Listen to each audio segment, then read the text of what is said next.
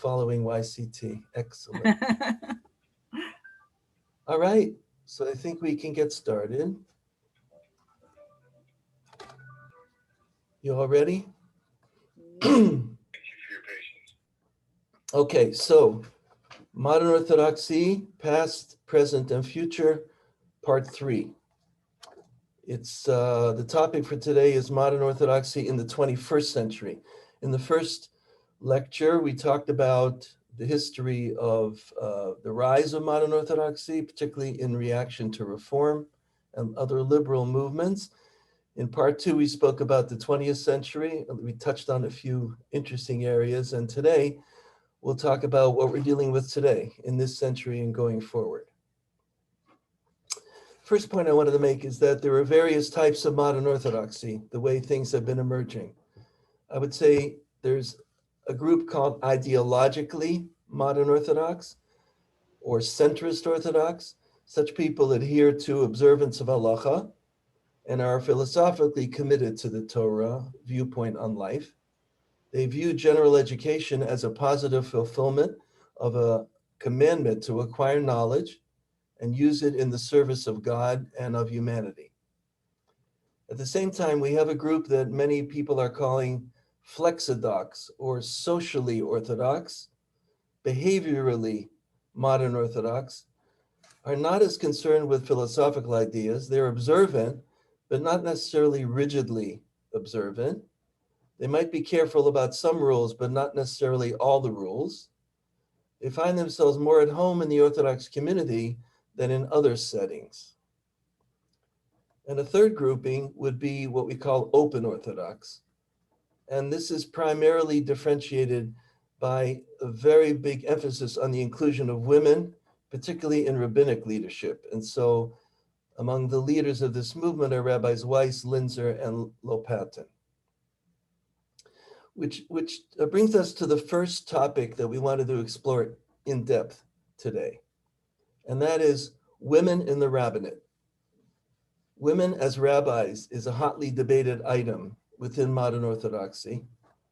Those who are opposed, and there are many, have a number of reasons that they cite.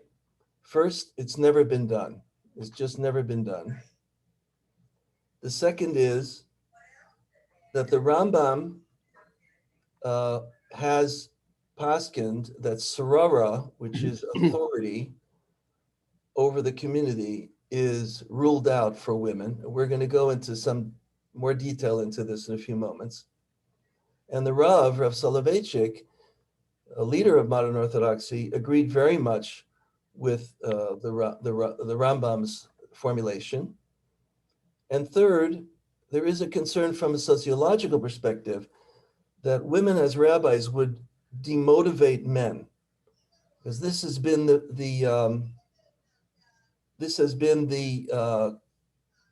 trend within the liberal movements, is that the women, when they take over, the men are disappearing from shul.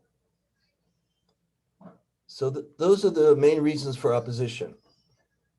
The reasons for it, the reasons for the people who feel it's a good thing, is that number one, an understanding that srara of the Rambam does not apply when the community accepts it. If the community accepts the woman over the community, then there would be no issue. Is everybody able to hear me? Is anybody having problems? It's okay? No problems. Ted, you okay? Ted Spar? All right. Devora is cited as an excellent example of the community accepting a woman as a leader, because she was a shofetet. She was giving judgment. And how could that be? She's a woman. According to the Rambam, the tradition says no. The answer would be that she was accepted by the community. And the rabbi is primarily a teacher and a resource. There's no reason why a woman can't be a teacher and a resource. It's mainly an architectural issue. By architecture. So now let's take a look at some of I'm going to share a screen. And let me find the right screen. Here we go.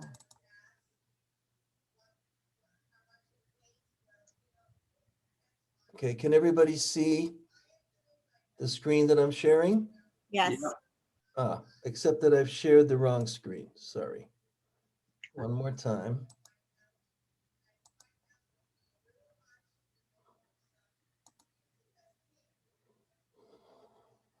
Okay, just a moment.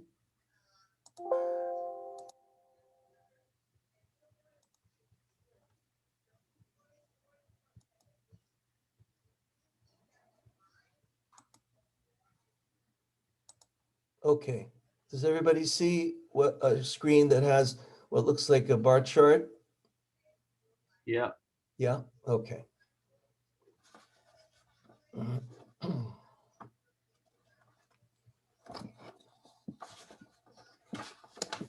Rav Moshe felt that a woman, David, it's very small print. very small print. Okay, one moment.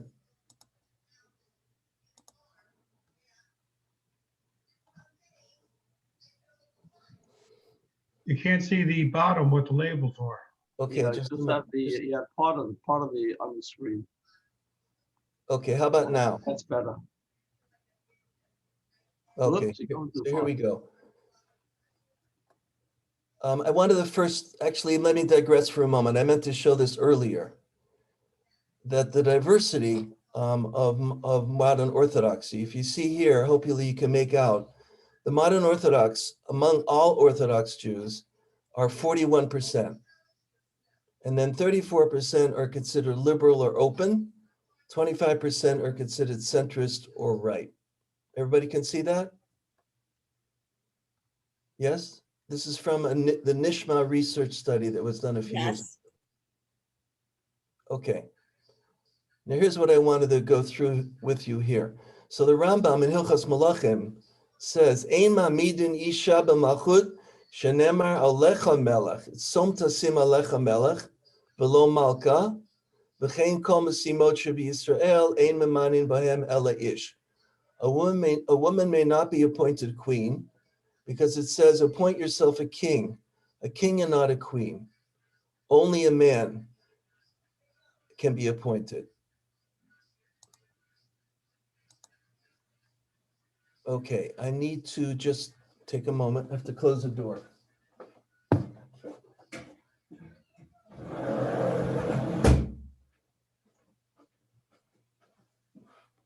Okay, sorry about that. So so there's this idea of Kol Mesimot should be Israel. No position among Bnei Israel should have a woman in that position. Rather, it must be a man. And the Rambam cites,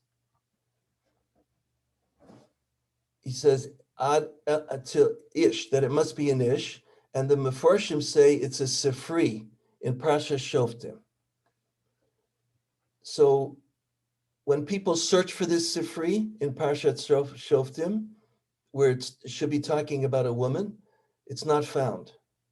Rav Moshe Feinstein, in his Igor at Moshe, writes, I do not know in my ignorance of any source for his words, and we must assume that this was his personal opinion. So it's fascinating. The Rambam said what he said, but we don't really have a source for it. So even someone like Rav Moshe thinks it was his personal opinion. Further, Rav Uziel, who was the Sephardic chief rabbi, can you all see this? Yeah. Yeah.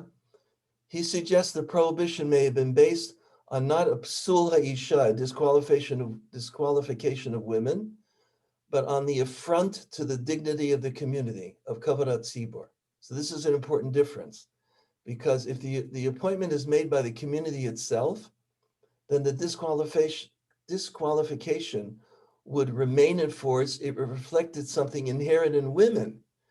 But if it's a matter of kavarat tzibor, the dignity of the community, Rambam should agree to the legitimacy. And that was Rav Uziel's conclusion, that if a woman is elected by the public, Rambam would agree there's no prohibition. An appointment made by the community would not be an affront. So this is a major debate among those who discuss this issue of whether a woman can be a rabbi.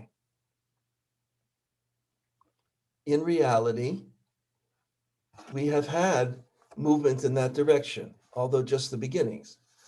We have had a rabbinic scholar, Julie Stern Joseph. She was the first woman hired as a congregational intern at an Orthodox synagogue. That's at Lincoln Square in 1998. We have Yoetzet Halacha program run by Nishmat, advisors in Jewish law, in questions of Taharat HaMishpacha. We have Yeshivat Maharat, the first yeshiva in North America to actually ordain women. The word Maharat comes from the Hebrew acronym Manhiga Halachtit Ruchanit Toranit. And smicha is given to the graduates after a 4-year program.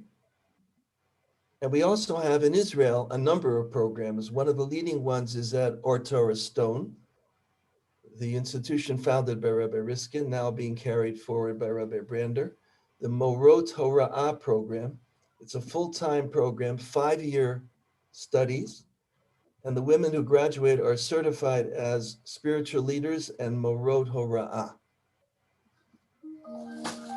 David, can I ask, Yes. why is the Rambam's halacha of not appointing a queen at all relevant? We're not talking about a political or monarchy type leadership role. We're talking about teachers. Why is the Rambam's halacha relevant? Well, the Rambam went out of his way to say, Kol Mesimot Shebi Yisrael, all appointed positions in Yisrael must only be men. So in fact, what you're asking is why, right? The example given is for a king and queen. Correct, but he made an extension. Later he talks about Gerim. He includes Gerim in the category of those that can't be appointed, which is also a tough area when you think about it. And there are contradictions to it because Shmaya and Avtalion were Gerim. Reb Meir came from Gerim. Rav Akiva came from Gerim. So They were not them. what? They were individuals. They were not appointed as community leaders. It'd be very difficult to say, Dr. Kranzler, that Rabbi Akiva was not a community leader. He was respected as the Talmud Chacham of the community, but that doesn't make him a king or anything like that, or No, not rabbi a of the king, but community. Rambam is, again, he's expanding the definition of Melech V'lo Malka to include Kol Mesimot Shebi Yisrael, all appointed positions. That's the issue. Why? We don't know, but evidently that was his strong opinion. Rabbi Uziel says that it's his own opinion. It was simply his own opinion. It doesn't mean that it was halacha, but the Rav did paskin that way. And he said that women can't even be shul presidents, let alone be rabbis. So anyway, let's just leave that for now. And now I want to show you a chart from, again, the Nishma survey. I'm sorry that it's small. I blew it up as much as I could. On the role of women in clergy positions. So if you look at this diagram, people were asked whether they felt comfortable with women in those positions. 62% said no, they don't support it. This is as of just a couple years ago. 19% strongly supported, 19% somewhat supported. My own prediction is that over time, this may change. This may change, but it's a very touchy, delicate area. There probably will be much debate over it. I belong to a shul where our rabbi has come out on several occasions and said that it is only an architectural issue. There is no other problem with it. I think your shul has a president, a rabbi, a woman as president. We do, we're one of a number of shuls that have moved in that direction. These were YU rabbis that decided it would be perfectly fine. And essentially they were saying the Rav's agreement about Sorah is not necessarily valid because these women are voted in. They are voted in. The concession that was made was that the presidents, I know in our shul, had a limited ability to spend the shul money on their own. President in general, they made the rule that all presidents, male or female, have a limited ability to spend money on their own. That was what sort of reduced the issue as far as Srara. Okay, next. David, where Yeah. did you get the idea that the Rav did agree with it? Did agree with what? With the Srara that you're saying, because I happen to know that Mrs. Soloveitchik was the chairman of the education committee. Right. My statement is based on firsthand testimony, so to speak, given to me by Rabbi Adler. Okay, so she was chairman of the education committee, and her daughter there afterward. Yeah, what that doesn't affect, It doesn't affect the Rav's attitude about it. Mrs. Soloveitchik was a very independent woman. You may recall there was a story about a man, a student came to the Rav and said, Rebbe, I don't understand, your wife doesn't wear sheitel. How could that be? So he said to him, go ask her. So it gives you the flavor. It's, the Rav, this is what Rabbi Adler told us, that the Rav, and that's why Rabbi Adler held by that for many years. He would not allow a woman president. It was only after the Rav's Patira that he and some other rabbis rethought it. It was Rabbi Golden in Englewood similarly, and other places. I know at the Jewish Center, other places. Okay, let's talk about the next hot topic about in the 21st century, Jewish education. So the cost of Jewish education is a huge issue. It often exceeds $30,000 a year. This is not the case in the Haredi world, where tuitions can be quite low. For example, $3,000. But remember that in many cases, they have hardly any secular subjects to speak of. There are, however, modern Orthodox schools that provide a basic education for $10,000 to $15,000 per student. But modern Orthodox parents tend to want a full range of academic and co-curricular opportunities to prepare their kids for the most competitive colleges. They want degreed teachers. They want psychologists and learning specialists. They want what one speaker recently called Horace Mann plus Yiddishkeit. Bible and Talmud teachers with advanced degrees cost money.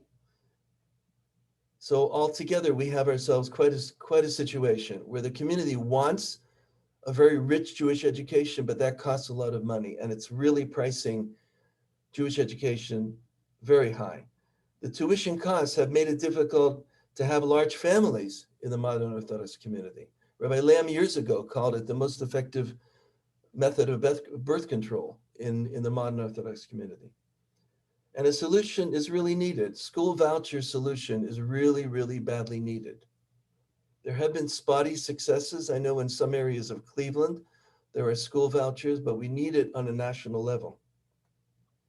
And the question that remains is, do we have to have schools that only operate in a way where it's the most enriched with the most degrees, teachers, and everything to produce students who will get into Harvard, Yale, Columbia, etc.? Or can we have schools that produce civil servants, musicians, artists, plumbers? They'll cost a lot less for the community, and yet the people who come out with these trades will earn a very decent living. This is a huge topic by itself. I just wanted to touch on it. Now let's talk about demographic factors that are impacting the modern Orthodox community. We're going to be citing two studies, the Pew study from 2013 and the Nishma study that we mentioned earlier from 2019. So let's start with the Pew study. Hopefully you can all see this. Okay, the US adult Jewish population in 2013, if you study the Jewish identity by generation, so it starts with what they call the greatest generation.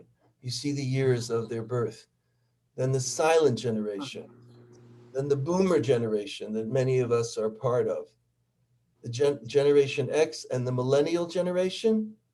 You see a shift among Jews in general as to how many what percentage identify as Jews? We have 32% among the millennials who say they're Jews of no religion. Hard to understand what that even means. I guess it means I was born a Jew, but I'm not a religious Jew in any way. Now take a look at intermarriage as found in the Pew study. Overall, the net Jewish intermarriage rate among married Jews, the percent whose spouse is Jewish versus non-Jewish, 56% versus 44%. So overall, in the whole Jewish community, 44% of the people have non-Jewish spouses. When you look how it breaks down among the denominations, you're not surprised to see that among Orthodox, it's only 2%. But under the no denomination, 69%. More than 2/3 of Jews who are not affiliated are marrying non-Jews. Staggering.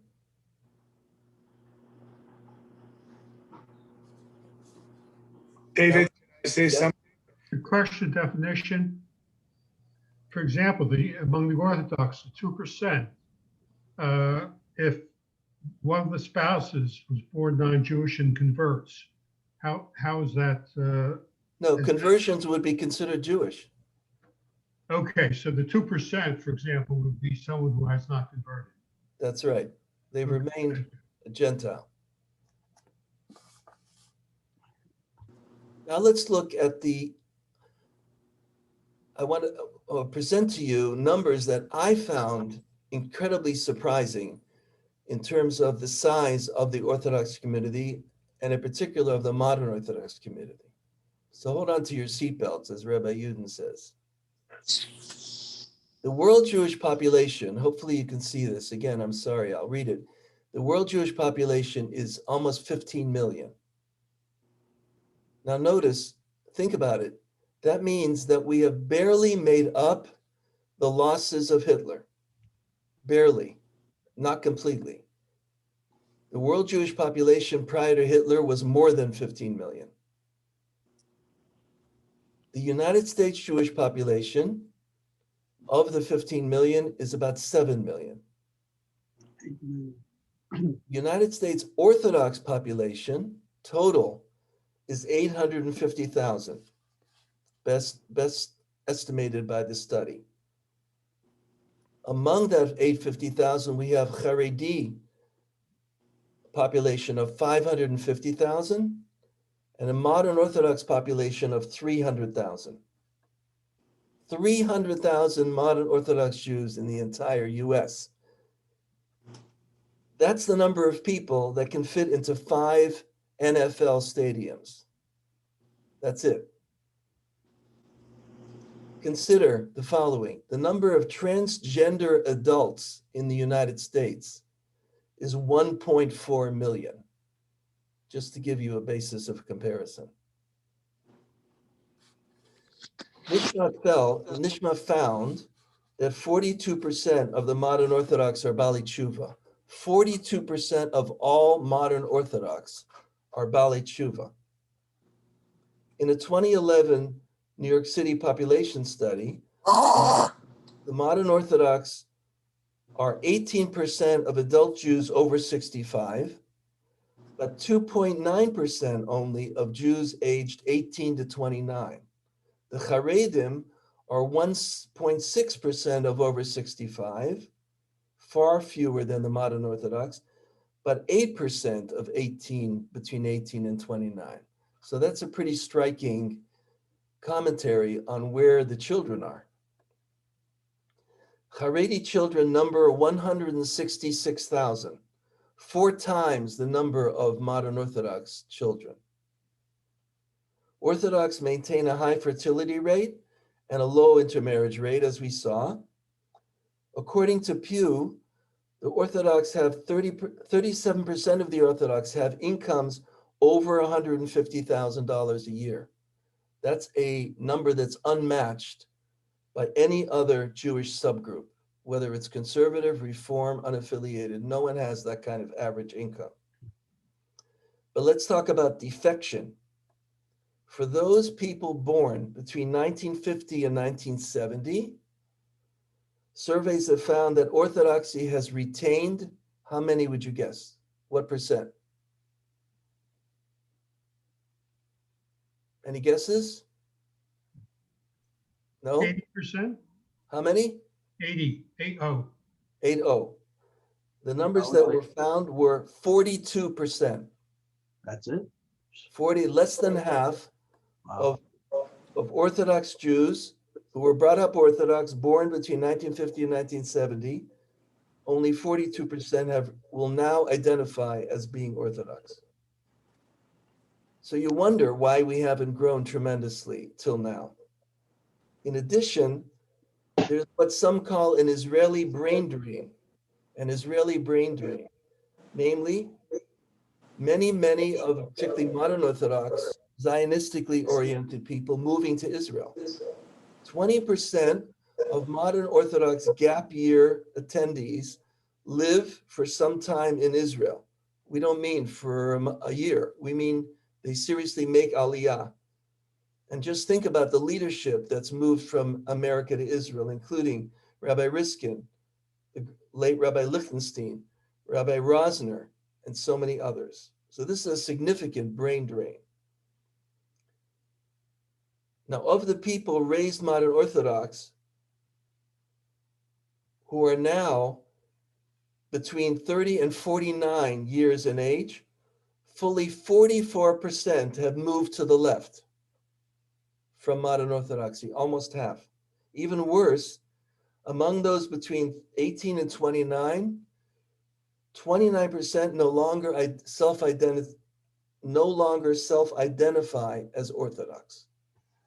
So we have really tremendous leakage. And the last point here is that 41% of modern Orthodox say they are rooted in halachic practice, while 37% compromise at some level. And when they're asked, where do you compromise? They say Shabbat and or kashrut. Now here's a chart that came out of Nishma. People were asked, what gives the most satisfaction and joy or meaning to your life as an Orthodox Jew? And by far, the answer that came up most commonly was belonging to the community. So just think of the impact of COVID on our community. Besides the clinical impact, the impact on the community feeling, how hard it's been, how traumatic.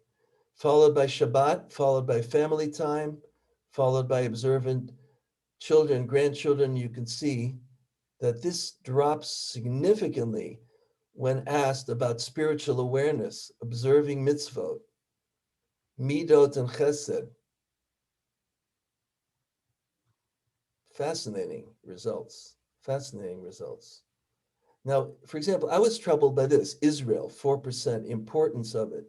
But I think what that means is that in terms of my religiosity, in terms of what motivates me to be an observant Jew, these are the things that motivate me, why I continue to put on tefillin, why I continue to light Shabbos candles, why I continue to do the things that Orthodox people do.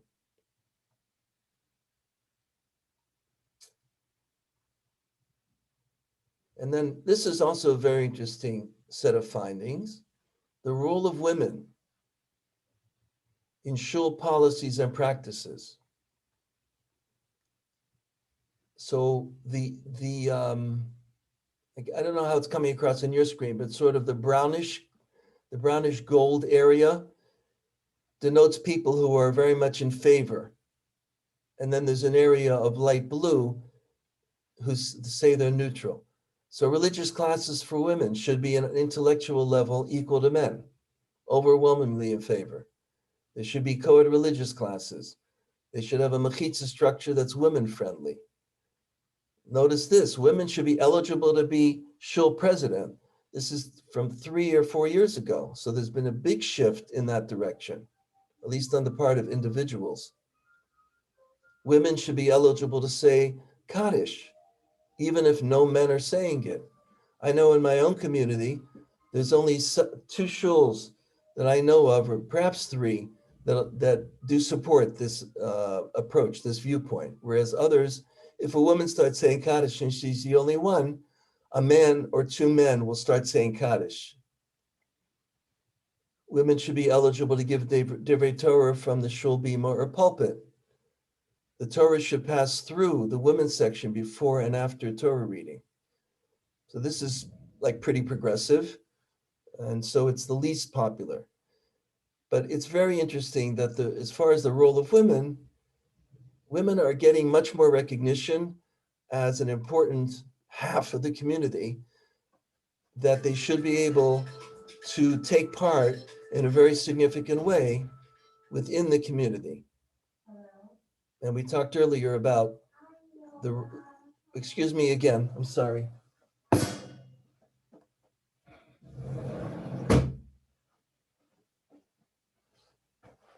Okay, sorry about that. So now we move into a fascinating area. I'm very eager to hear your reactions, and I wanted to give it the most time because it's really terribly important. And that is homosexuals and the Orthodox Jewish community. So we know that there's significant incidence of homosexuality in the general population, and the Jewish community is no different. So what is the challenge? We have a clear prohibition in the Torah in Vayikra. Ve'et zachar lo tishkav mishkavei isha. It's simply asur, open and shut. Open and shut. But it's important to note that it's the homosexual act that's forbidden, not homosexual orientation. Judaism focuses on a person's actions rather than on a person's desires.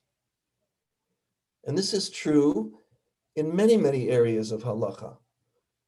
If someone, not to compare such a person to a homosexual, saying that up front, if a person has a desire for treif food, if a person has a desire for other things that are asur, if they can control their desire, then they get mafta yona like everybody else. There's like no issue. There's no question that such a person is like everybody else.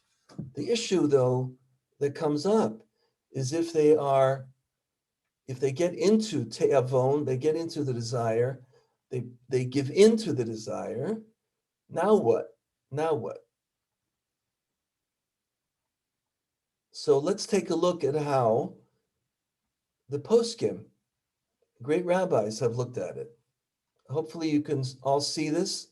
Rav Moshe, in 1976, in Igrot Moshe Orach Chaim, wrote, and I just used excerpts from it.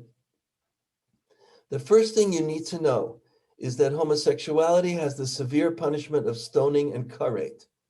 It is one of the most debased sins, and it even is prohibited for non-Jews. This knowledge is a strong bulwark against the Yetzer Hara. Second, it's inexplicable that there should be a lust for it. That is because in the creation of man himself, there is no natural lust for homosexuality. The desire for homosexual relations is against natural lust, and even the wicked do not have a desire for it itself. Homosexuality is an embarrassment, even to the common man, because the entire world, even the wicked, ridicule those who are homosexuals. The greatest advice to overcome this is to learn Torah in depth. This will save and guard you from all sins, even from the thoughts of sins, as the Rambam states at the end of Hilchas Yisurei Bia. Greater than all this, turn oneself and one's thoughts to words of Torah and expand one's mind in wisdom. So surely this will save you from the Yetzer Hara of this despised sin. So Rav Moshe couldn't have been stronger in 1976 about how negatively homosexuality is seen.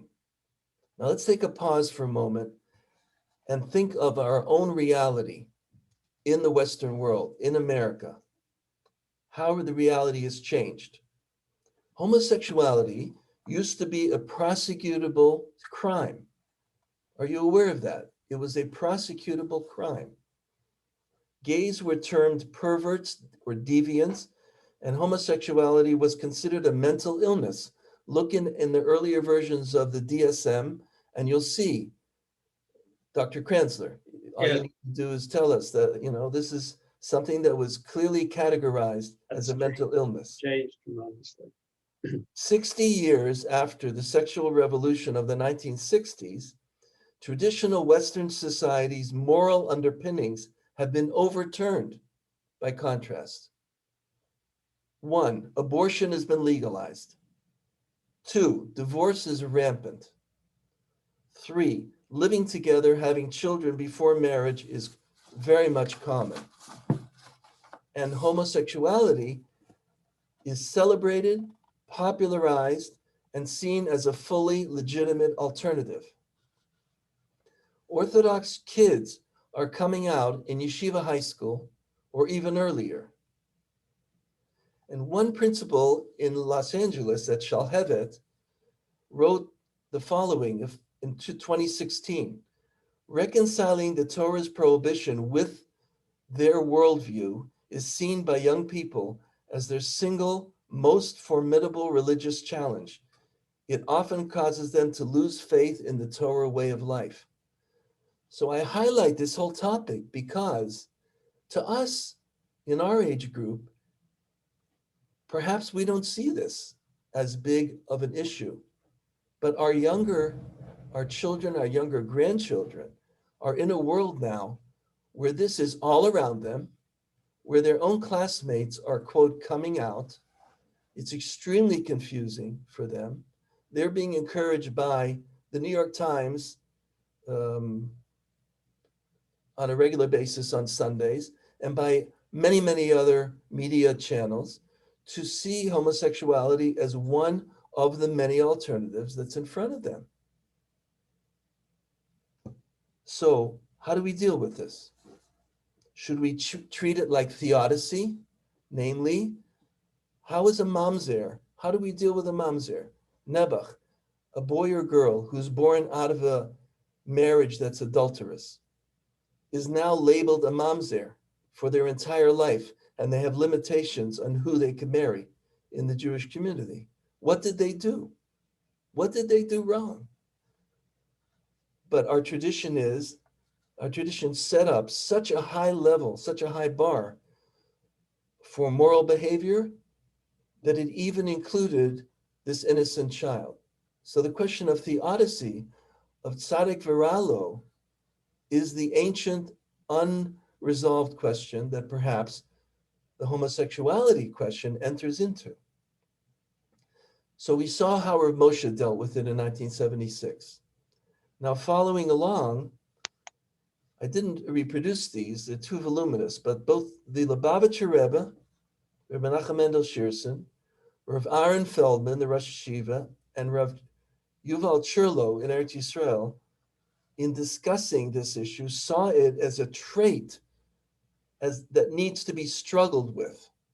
So they rejected Rav Moshe's contentions. You realize Rav Moshe was saying that basically it's evil, it's bad. If someone has this, they're just giving into Avera. It's not an inclination.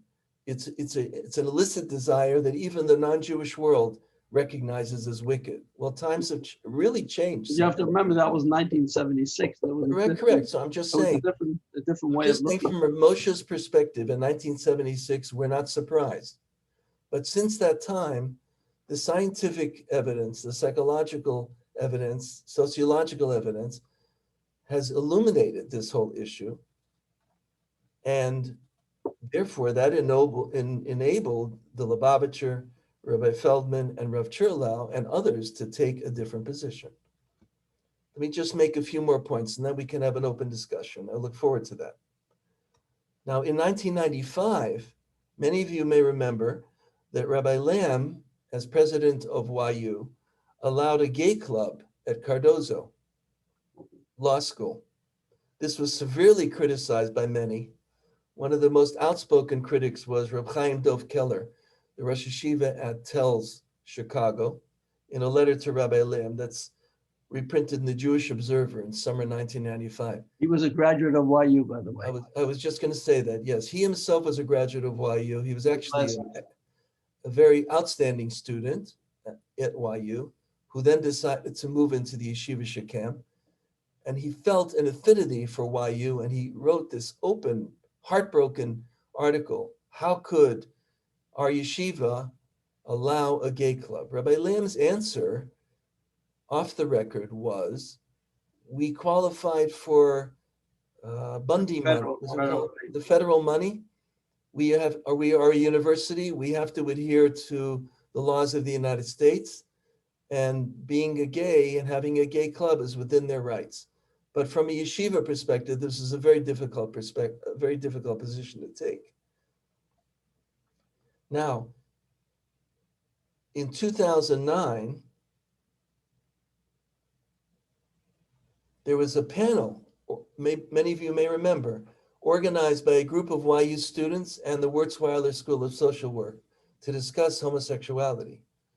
It was very well attended, but a few hours prior to the panel, a kol koreh, like a proclamation, was signed by 6 other Ritz Roshi Yeshiva, and it was posted around the school. And it read as follows: the Torah requires that we relate with sensitivity to a discrete individual who feels that he or she has a homosexual orientation, but abstains from any and all homosexual activity.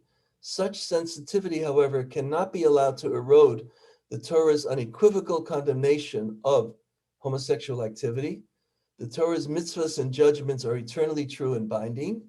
Homosexual activity constitutes an abomination. As such, publicizing or seeking legitimization, even for the homosexual orientation one feels, runs contrary to Torah.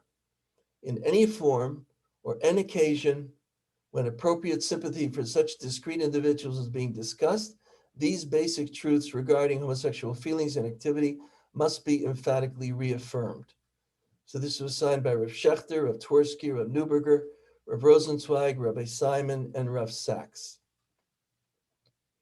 Essentially, you see, when you read this, they were basically pushing back against a setting in which that is devoted totally to the expression by homosexuals about what it's like to be gay, without what they felt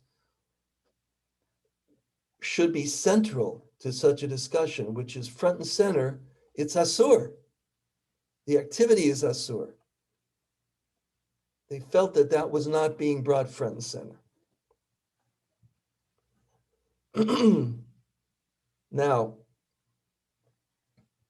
in 2010, there was a statement of principles that was drafted by Rabbi Nati Helfgott, who is a rabbi in Teaneck, and it was signed by hundreds and hundreds of rabbis and professionals.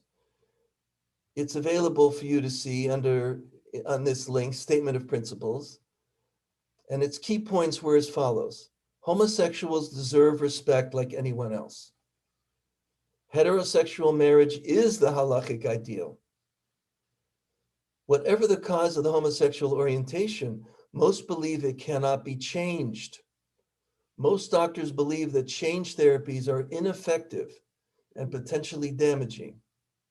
Homosexuals have the right to reject such therapeutic treatments. Homosexuals struggling to live in accordance with halacha deserve our support. They should be welcomed as shul and school members and be given the same respect as anyone else. Homosexuals should not be pressured to marry someone of the other gender. And the last point is critical because often that's what's happened. A family would say, look, we'll take care of it. To a man, marry a woman, everything will be great. And such a marriage can be a really tragic experience. Yes, it is. For everyone involved.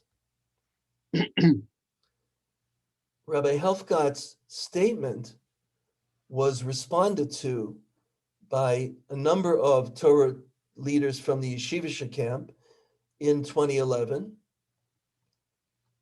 in something they called the Declaration on the Torah Approach to Homosexuality. Among its main points were homosexuality is not permanent, it's entirely malleable. God is good and loving and wouldn't expect us to do mitzvot that are impossible to do. It's impossible that God would create humans unable to fulfill their sexual and emotional needs within permitted boundaries. And through tshuva and therapy, every person can change from a homosexual orientation back to the normal state of heterosexuality. It's not true. So this is the position of these leaders, extremely debatable in light of scientific findings. The last proclamation that I wanted to share with you came out only a few months ago in Israel from Rabbi Binyamin Lau. Binyamin Lau is, as you may know, the nephew of the chief rabbi, Rabbi Lau. He himself was the rabbi of the Ramban Shul in the Greek colony, in the German colony area. And he wrote a essay called On Same-Sex Couples in the Orthodox Jewish Community, in which he asked the community to look with sympathy and with understanding on gays who wish to form families, who wish to be able to have children and bring them up. And here are his points.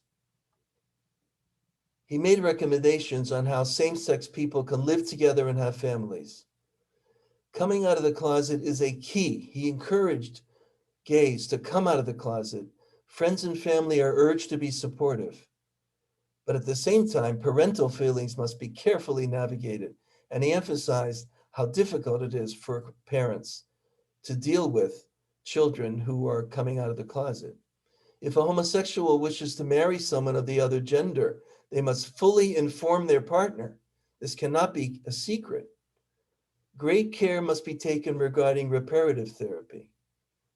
Halachic Kiddushin is limited to heterosexual relationships with no exceptions, because we started seeing, at least on the American scene, perhaps in Israel as well, people that wanted to shtel a chuppah and emulate regular chuppah Kiddushin, but being gay.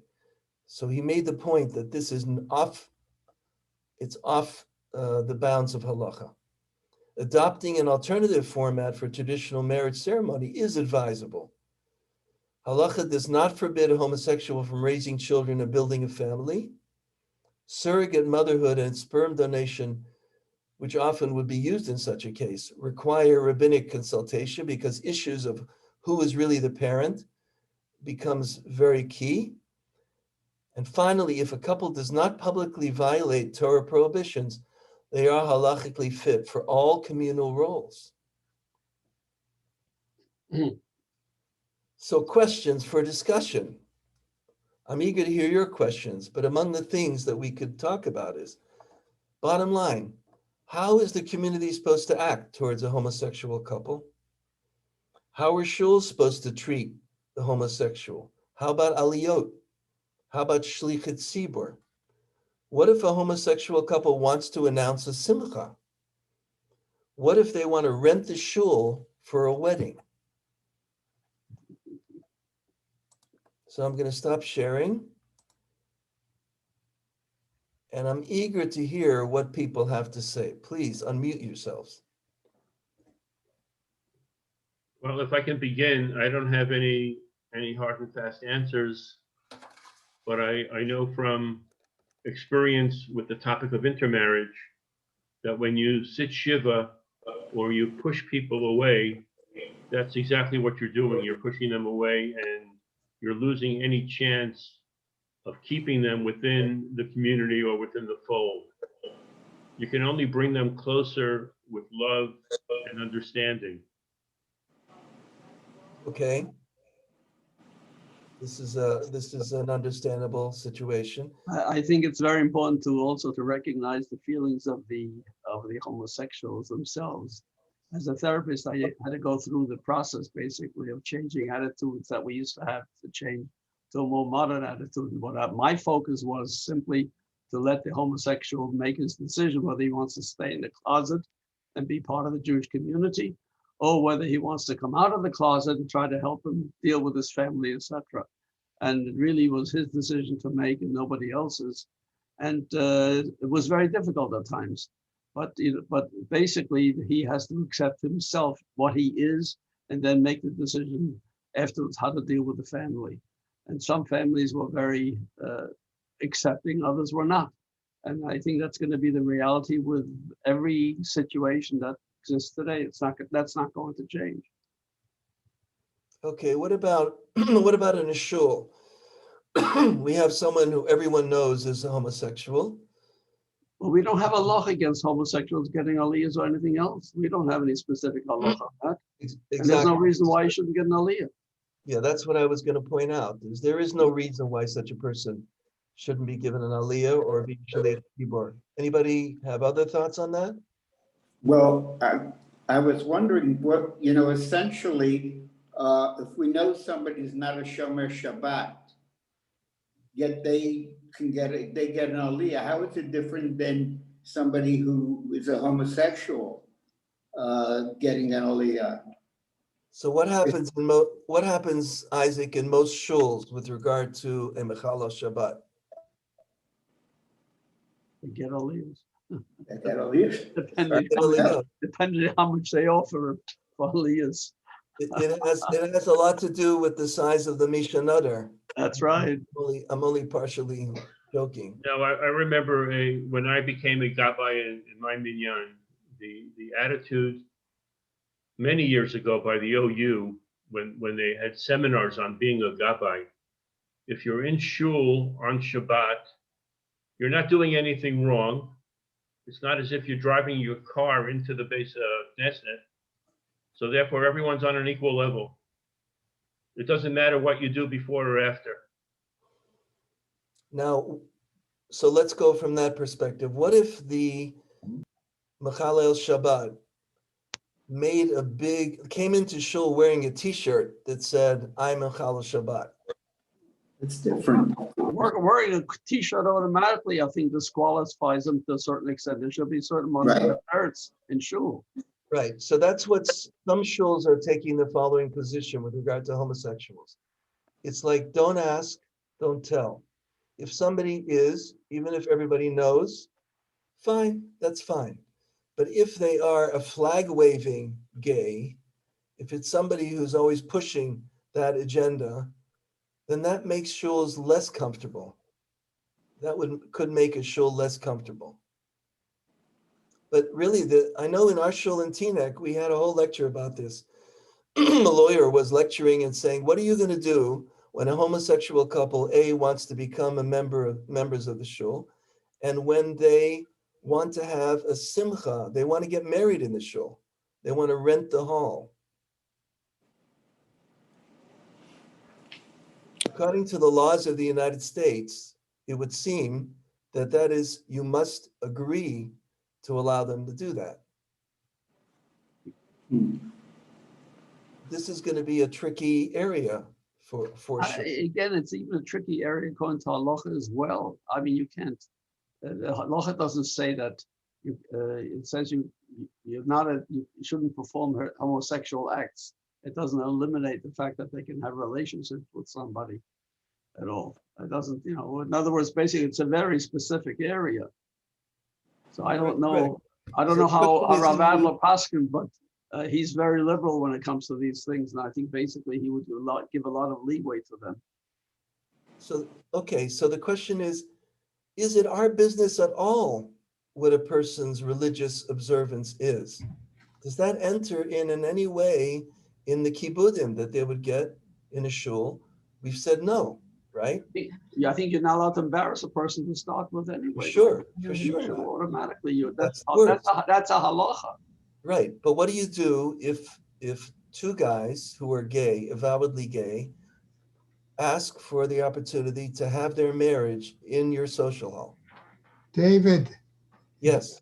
I make a sort of a different direction just a moment. Take a realistic situation where you have a lesbian couple, one of whom has become pregnant, has a child, and they would like to have that child named in the synagogue, okay? Or a bris, for example. Particularly looking carefully at the aspects of halakha, one might say that one could make a distinction between male homosexuality and female There homosexuality is a distinction. and handle those situations differently in the example that you gave versus the example that I gave. Okay, so Rabbi Green, I would react this way. Of course, we understand that male homosexuality is Issur D'Oraita and female homosexuality is an Issur D'Rabbanan.